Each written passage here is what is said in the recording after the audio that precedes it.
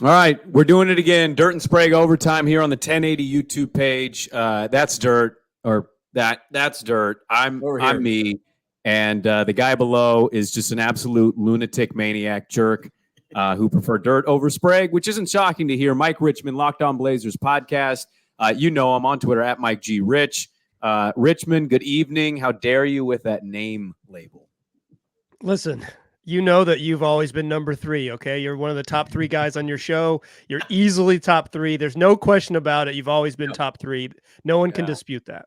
I mean, he's got good taste, dude. What can I say? I'm not going to disagree with good taste. He's got cool pictures in the background. He likes the right host. We're doing good. We're off to a good start. It's pretty terrible for me, but I still appreciate you coming on nonetheless to talk Blazers. The draft is rapidly approaching, and I know you've been talking about it a lot on your pod. We've talked about it here and there on the show. Draft hype, question mark? Like, where are we with the draft? I can't tell if people are into it, if people truly don't care at all. Like, what's your read on the draft right now with Blazer fan and doing a podcast 5 days a week on it? So I'm having trouble talking myself into any single prospect. I don't, every time I'm like, he might be cool. And then I do a little research about it. I'm like, okay. I'm having a little trouble getting excited, but I had a friend of mine. We went back and forth for maybe 20 minutes over the weekend about, he's Donovan Clingan and blah, blah, blah, and Ron Holland and all the names, right? We're talking about all the names. And we, after everyone, I was like, I think he might suck. And he's like, yeah, he might suck. And then about 20 minutes later, after we finished the texting back and forth, he goes, I love the draft. So I think I kind of think there is a fan that's like that, even in the flaws and even in the muck that is the 2024 NBA draft. It's so hopeful. It's so hopeful. It could be anything. You're a believer. You're a believer. I'm all about it. I don't have faith in any single one prospect. I largely view most of these dudes as like role guys at best. Like I saw a Reed Shepherd comp, and he was the number 3 pick in the mock, and the comp was Dante DiVincenzo. And I thought, Dante DiVincenzo's good. Number 3 pick in the draft. I don't know. But also, like, it's kind of like quarterbacks. Nobody really knows. Even the guys that watch this film, they grind out. They're spending 15 hours at the facility. Nobody knows, because there are aspects of what make a player good in this league that you can't quantify just with tape. Some are obvious, but in a draft like this, nobody knows. Dirt, can you get even half excited? Can you get to like a C+ level of excitement about the 2024 I didn't know if you wanted to draft? respond to that or not. I saw a mock earlier today. I think it was Holdall that tweeted it out, and it was like a compilation of mocks. And I was laughing so hard because it had the Blazers taking somebody with the 14th pick in 2 of them, and then in 2 of the other mocks, that guy wasn't even a first round pick. And I decided, like, this is lunacy. This is ridiculous. Nobody knows anything. But I am actually, here's what I'll say. This draft class sucks. The Blazers are going to whiff because it's the Blazers and they always screw things up. But there is an exciting aspect of having no clue how the order is going to go. Like, I feel like we know the first 2 picks, and then 3 from then on out, like, good luck. It's like picking a right NCAA tournament bracket. You can't do it. So for that reason, I'm excited for it. But I am maligned to the fact that I think Portland's going to find a way to screw it up and draft 2 point guard. I do remember the feeling of being at Buffalo Wild Wings at a Blazers draft party when Anthony Bennett went number 1 overall in 2013. And there I was with my camera working for the OregonLive.com, one of the great websites associated with the Oregonian. Pioneer of its time. And the feeling in the room being like, yo, what? Like, what? And so maybe there will be that. Maybe there will be that kind of like collective. I probably won't get to watch it at Buffalo Wild Wings again with my people. But I do think there's a potential for that kind of feeling where it's like, holy cow. And that's fun. Like, that's a fun draft night thing. Yeah. Well, I think that's kind of where I'm at too. Like, obviously I care what Portland's going to do. It's funny, Mike, when I talk to Blazer fans that I know about the draft, and they're like, well, what about this guy and that guy? And I'm like, are you just naming positions they need, or you think these are the best players? Because, like, I think it's absolute insanity. I really do. For a team to win 21 games, and I got people like, you can't take that guy. He's a guard. And I'm like, do you see this? Like, what on this team makes you think like, oh, don't take the best player available. Let's do positional need. But not that we need to dive into gambling. I think it's a wild card, fun part of the draft. You have like 5 guys that might be the number 1 pick. Yeah. You might have like 8 guys that could be the number 2 pick, 9 guys that could be the number 3 pick. Like, it might you be got like a lot of guys who could be 3. Yeah. Yeah. So I think it's going to be fun. I really do. I don't know if they're going to whiff. I don't know if they're going to hit. I don't know if they're going to get a big guy, if they're going to get a guard. I don't know what the hell they're going to do. And that's kind of the fun part of it is the unpredictability, because we all know they're going to suck next year. Where are you at on that, Mike? Are you in on the, like, you suck, take whoever the hell will help your team now, no matter what your evaluation is? Because, like, I understand where Sprague comes from when he argues for that. The Blazers are terrible and they're rudderless ship and we need as many good players as we can get. But, like, how does it make sense to take a guard? Like, I'm just trying to picture in my mind how that roster construction, who the hell's staying, who the hell's going, who the hell's playing? Does having that many guys that young limit the growth of the other guys? Do you have to trade somebody? Like, that's just a puzzle that I'm having a hard time putting together in my head. Yeah, I think there's there's a couple good ones here for you. One, back in 1984, the Blazers chose not to draft a Michael Jeffrey Jordan because they already had Clyde Drexler. And I will check. Hold on, I have another screen pulled up, and I think Jordan had a good career. He was okay. He was fine. He was a good baseball fine. player. I guess he was slightly better than the big man they took. No, but that's like the obvious one. But even Sebastian Telfair, when they were like, you know what, we don't need Darren Williams, we don't need CP3. We've invested in this young, 6-foot guard that is straight out of high school, so he's going to take time to grow. So why would we get another 6-foot guard that's going to overlap him? We can't do that. And Chris Paul, within 2 years, finished second in the MVP voting in 2008. He should have won MVP. Take that, Kobe Bryant. All right, but sure. He. I think in general, like, it would be weird if the Blazers took another guard. It would be weird, but I don't know that it would be objectively wrong if the people that know more than us say Rob Dillingham or whatever, the kid from Kentucky, is so freaking good that if he falls in our lap at 7, we have to take him. I don't think I think that, but I'm going to say that they know more than me. And I don't think anyone on the roster is good enough that you could say, don't do it. Would it be weird? Yeah, it'd be very weird. I'd make fun of them on my show. That's what I would do. I would spend several days teasing them about a weird decision. I might spend a whole season doing it, but I don't think they're at a position where they could say, where they could cross guys off the list because of the talent they have on their team. Yeah, I think that's kind of where I landed. Now, I didn't know he was going to tear an ACL, but Nikola Topic was one of those like mocked for them, I think by Gavoni or Wu. And we talked about it. I'm like, I mean, he's 6'6", 6'7", can handle the basketball. Like, he's 18. It's crazy how young he is. But the idea that you can't take him is like you'd have 2 ball handlers on the court and one's over 6'3". That's something new in Portland. We haven't seen that a whole lot. So it's a taller guard. I haven't really seen any mock. And I think it's kind of ridiculous if anybody has, to be honest with you. I haven't seen one mock where I've been like, why would they do that? This is crazy. This is insane. It's just like, okay, guard here, forward there, center there. You like this guy. That guy likes that guy. It's like, it might not be a good draft at all. There might not be one all-star in this draft. So I think the overreaction to mocks is a little more insane this year than I think some of the other years.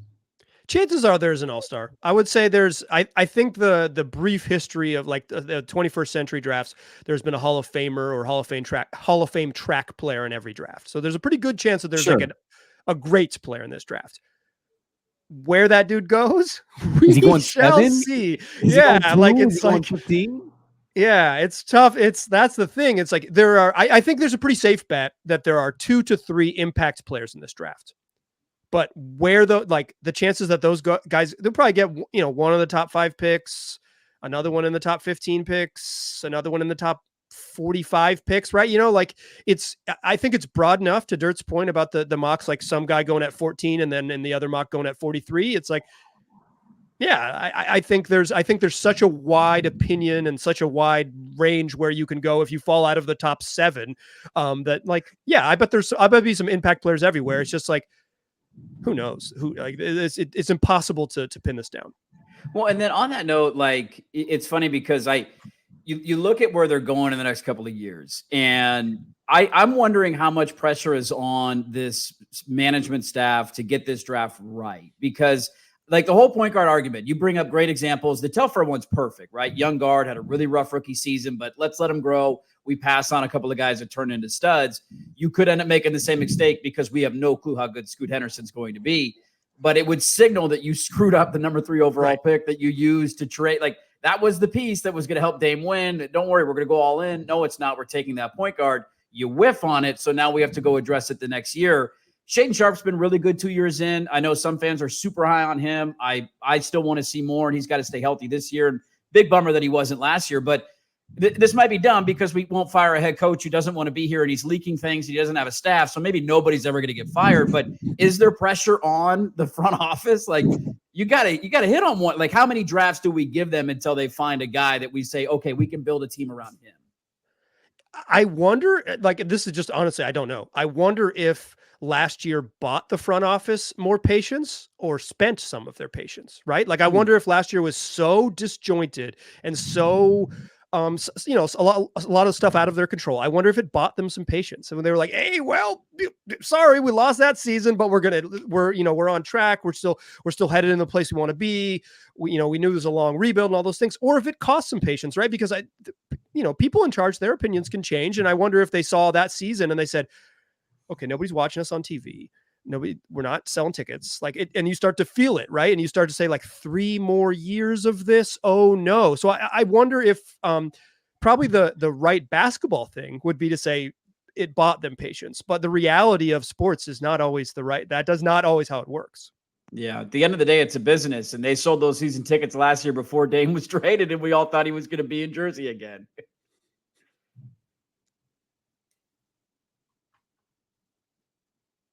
Sprague, you are muted. Muted, Sprague. I don't know what happened there. I hit the mute button. That's my bad.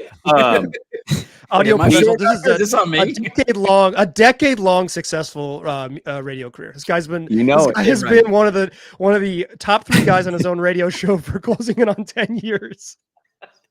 That's why I'm number 3 right there. Right.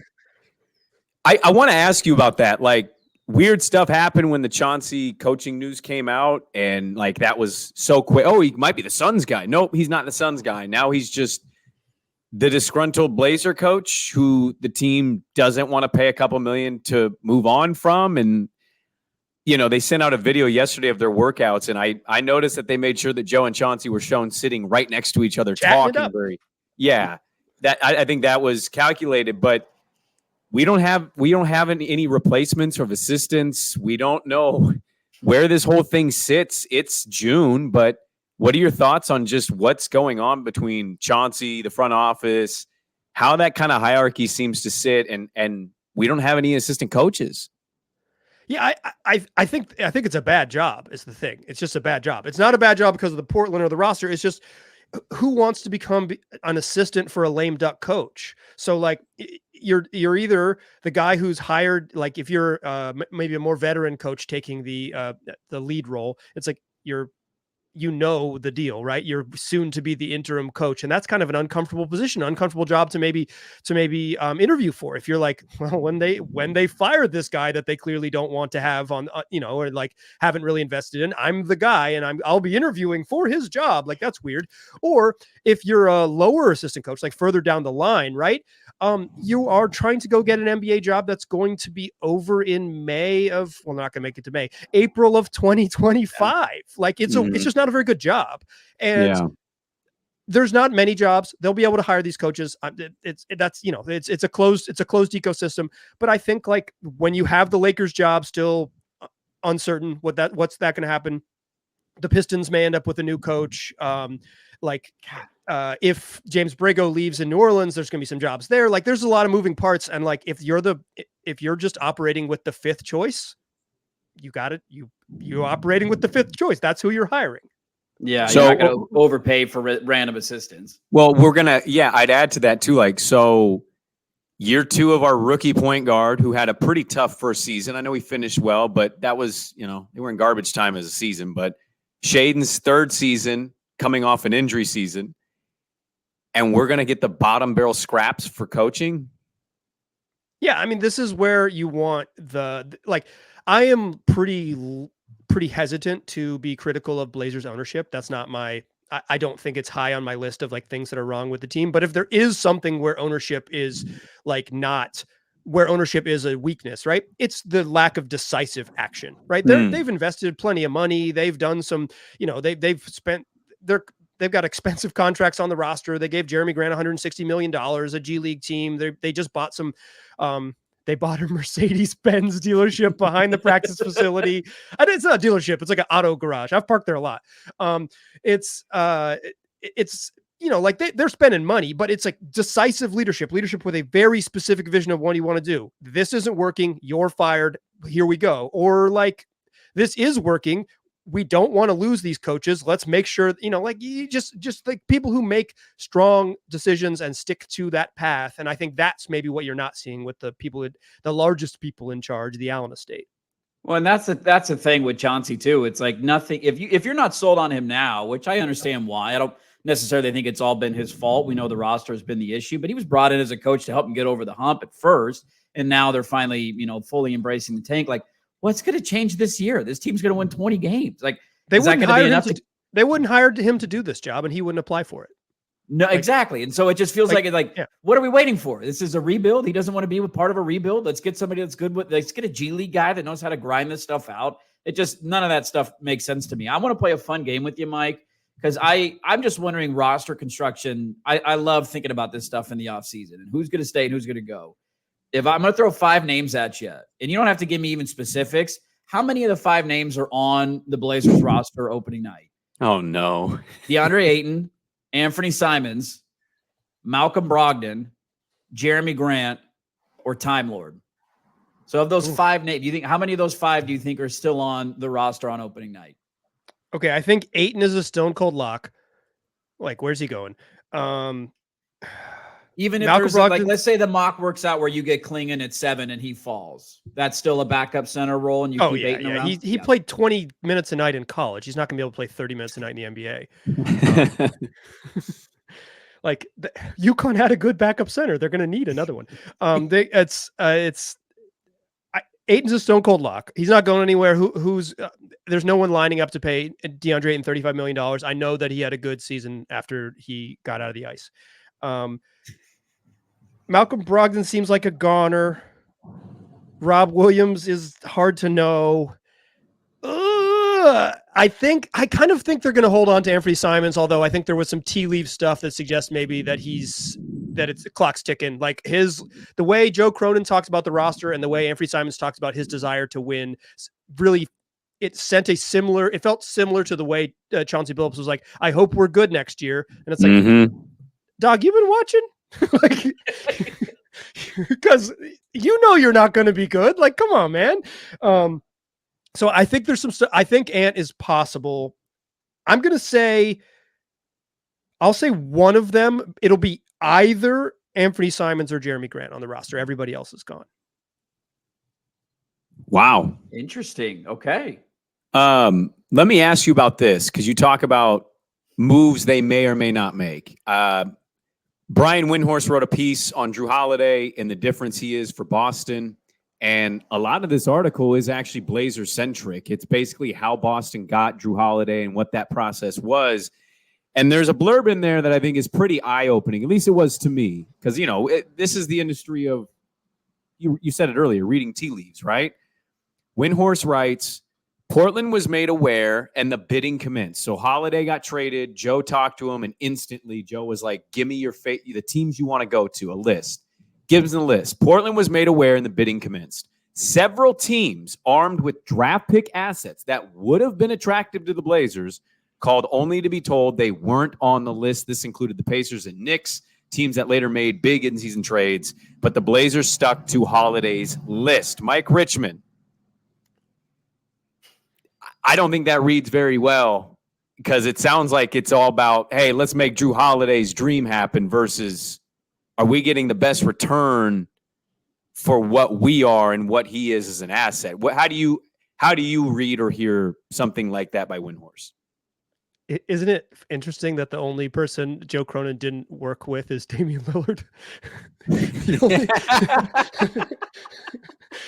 And he somehow still got credit for doing Dame right because he'd send him to Giannis, but he did fine. Right. Dame is in a good spot. I'm just saying, CJ McCollum got to basically choose where he wanted to go, right? Mm-hmm. Josh Hart thanked the Blazers profusely for sending him where he wanted to go. Drew Holiday, he was a Blazer for 45 minutes. He got to give the damn team a list and tell him where he wanted to go. Damian Lillard said, my family won't move anywhere but Miami. They're going to stay in Tualatin if I don't get traded to the freaking Miami. And he's like, tell them not to sell, dude.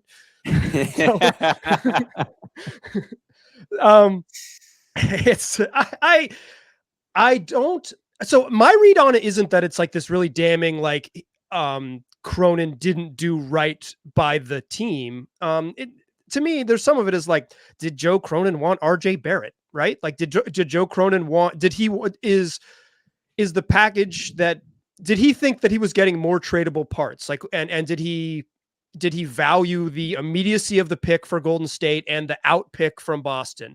I'd like to know the picks. I don't necessarily read that as like Joe, being a nice guy, being a good person over being a good GM. That is not my read. But is that how you read it? Is that what it reads to you as?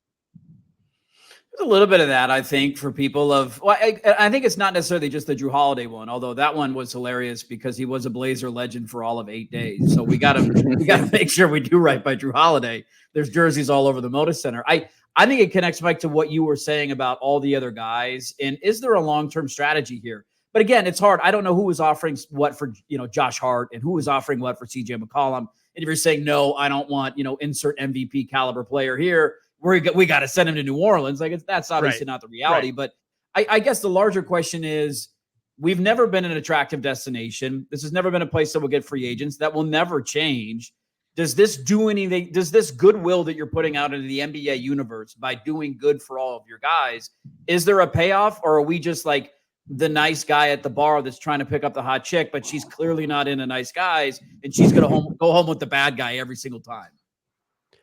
Yeah, I don't think it's for players. I'm going to be honest. I don't think it's for players. I think it's for representation. I don't think it has anything to do with the Drew Holiday caliber of player. I think it has to do with a lower caliber of player represented by Drew Holiday's people, right? Like whatever, because that's the relationship you're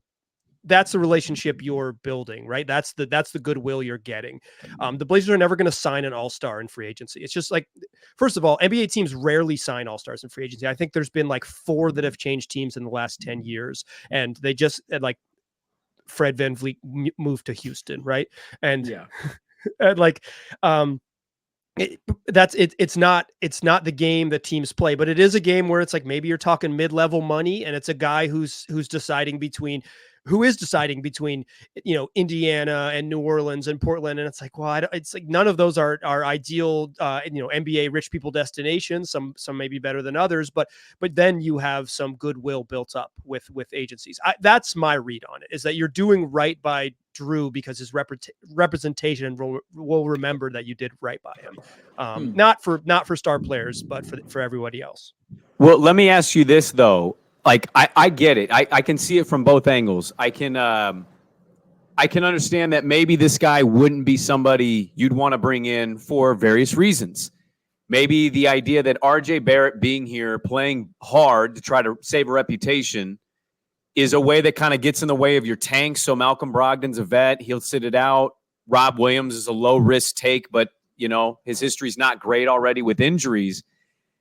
I'm also, like, thinking about the team, like, we wouldn't want to see RJ Barrett for a season or two at the 3 just to, I don't know, have a young I'm not a big RJ Barrett guy, right? Yeah, but I think he's bad.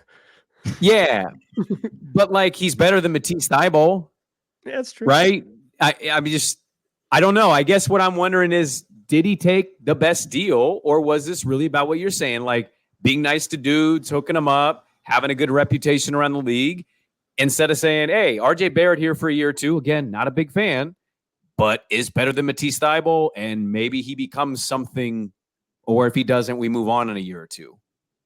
Yeah, I mean, I think there is a concern that it's like if you're not maximizing every single transaction in the obsessive way that, say, like a Sam Presti does, you are probably missing out on the margins, because that's the job. Like you're gonna get enough stuff wrong that if you don't maximize every deal, then the things, you just give yourself a much wider opportunity to get stuff wrong, because you didn't take like sort of the biggest swing possible. I kind of think the trade was fine. It's not perfect, but it's fine. I'm not sure it's like, I guess the back end will really tell us whether the Drew Holiday swap was good. Like 14 in this draft, like you trade Drew Holiday. It's like, okay, Khalil Ware. You guys like Khalil Ware? You probably don't like Khalil Ware, Sprague, but why don't I like Khalil Ware? Indiana Hoosier legend. He did.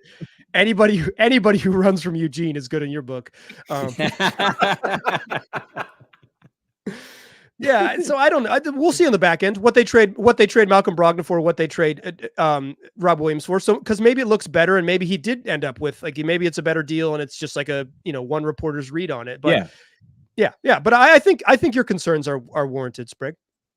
We're totally off topic, but just something I was thinking about, because you mentioned just the decisiveness of ownership and that being their lacking skill of, we got to make a move on this. Let's do it right now. You mentioned the TV numbers being way down. I imagine ticket sales are going to be down this year, although I guess we'll wait and see. This is a crazy city, and there's a bunch of idiots out there.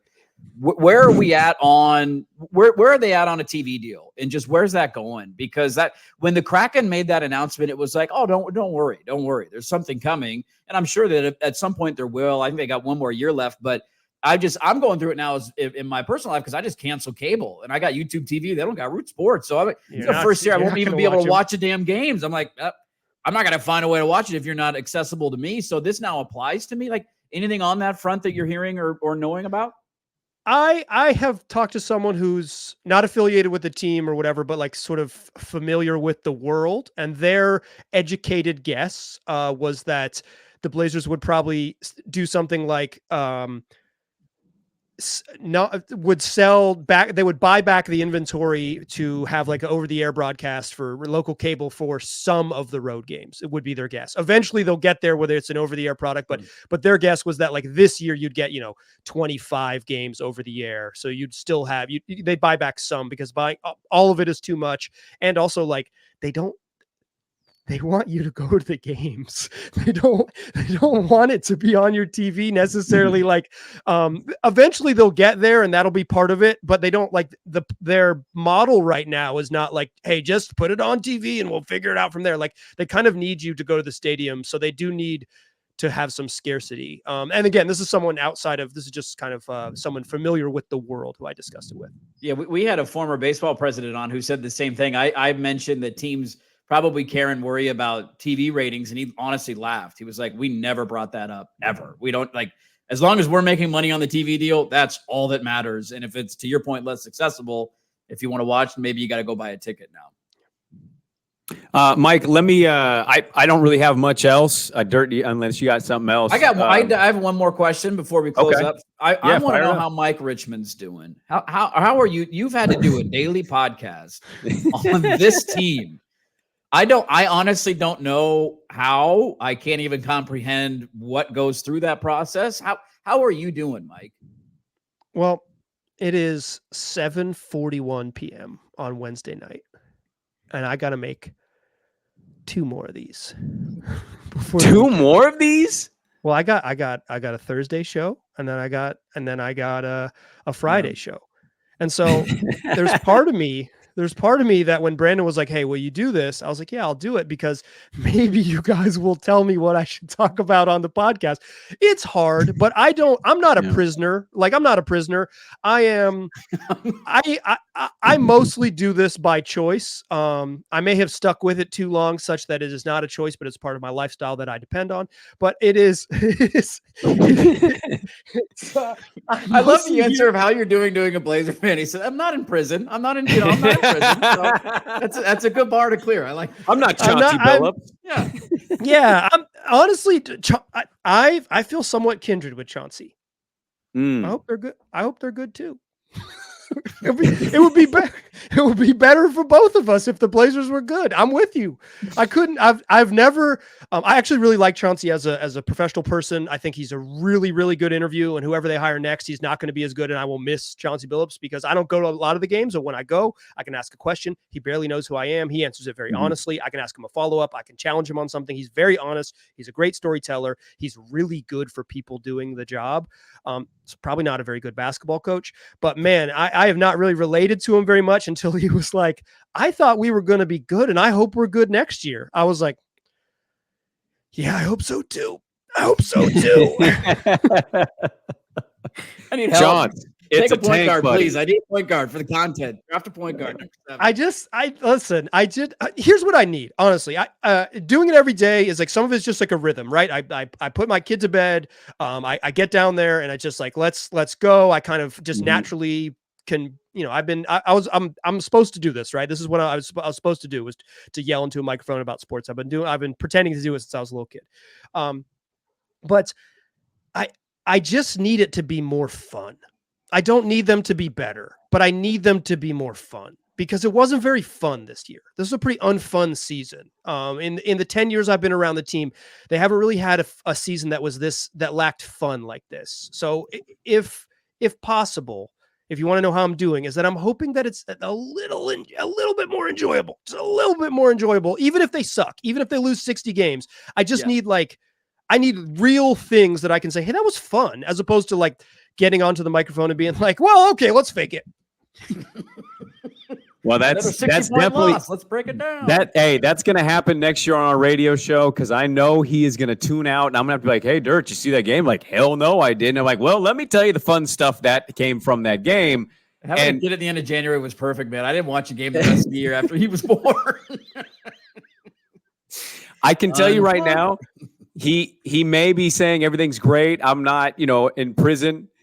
I knew that they had broken him this year when he did a pod and he went, you got to fire Chauncey. You got to fire it. This is terrible. You got to fire him. And they just lost by 60 points. And I remember listening going in to do that was the first time they lost by 60. I was listening in the morning. Yeah. There was another right. one. Right.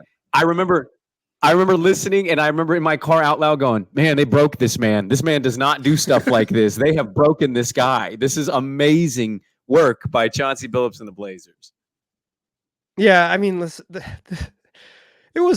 it's a labor of love, right? Like I do genuinely enjoy doing it, but like they lost by 60, and then 77 days later, they lost by 60 again.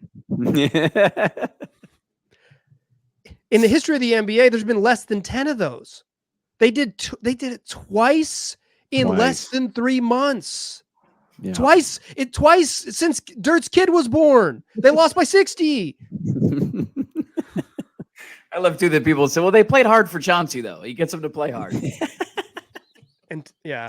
What Blazer fans don't know, and then we can stop doing this, is the Blazers were 10-4. It was November of 2022. And my wife was 9 months pregnant, and we went to the hospital. Our beautiful baby daughter was born. The Blazers lost to the Nets that night, and they've basically been bad ever since. That was the end. That was the end. She was born at about 1 PM. They blew a lead to the Nets. I don't know exactly the details of it. Didn't watch the game, sadly. But they blew a late lead to the Nets, still with Kevin Durant, fell to 10-5. They won like 28 games. They won 18 more games the rest of the season. They were awful then. They're like 39, and I think I did the math. They're like 39-82 or 39-86 since my daughter was born. So like, it was me. I did it. And that's why he's the best. That's why he's a good friend, and he's got the best Blazer pod out there. If you want to catch some Blazer content, I do say so myself. Jack Ramsey, check it out. No, Mike Richman, Locked On Blazers pod. Mike, we always appreciate the time. You're a homie of the show. Thanks for hopping on for Dirt and Sprague overtime and giving your thoughts pre-draft, where the organization sits, and how depressing your life has been for the last year and a half covering this team. Oh, hey, it's a joy. It's a joy. I'm reading all types of wonderful wonderful books by some of the greatest board-based authors there are. So it's good. Thanks for having me, guys.